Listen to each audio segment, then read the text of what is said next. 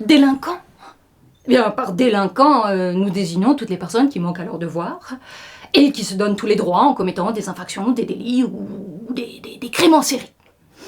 Eh bien, nous en entendons de plus en plus parler parce qu'ils ont élevé depuis peu leur niveau de violence en devenant de plus en plus inconséquents, sans foi ni loi, comme les brigands d'autrefois.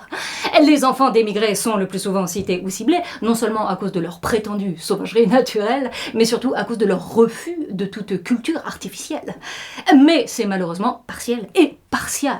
Ce n'est pas ce mal qui fait le plus de mal, c'est que plus personne ne sait ce que c'est qu'un idéal. C'est notre mode d'évaluation qui est de plus en plus bancal. Donc osons voir les choses comme elles sont avant de les remettre en question. Et je crois que nous pouvons en fait détecter 3 types de délinquants. Primo, le délinquant primaire, alors qui fait le mal pour son bien, qui prétend régler les comptes, mais qui ne règle tout compte fait que son propre compte, celui d'un mal aimé, issu d'un milieu défavorisé. Alors il croit qu'il ne peut se réaliser qu'en dévalisant la société. Et ça, il l'a plus appris en prison qu'à l'école ou à la maison. Et ce qui fait que des sauvageons comme lui ne risquent pas de changer d'avis, c'est que leur dépression est supérieure à notre répression ou à toutes nos mesures de précaution. Secondo, le délinquant secondaire qui combat le mal par le mal, souvent au nom du bien, du vrai, du juste.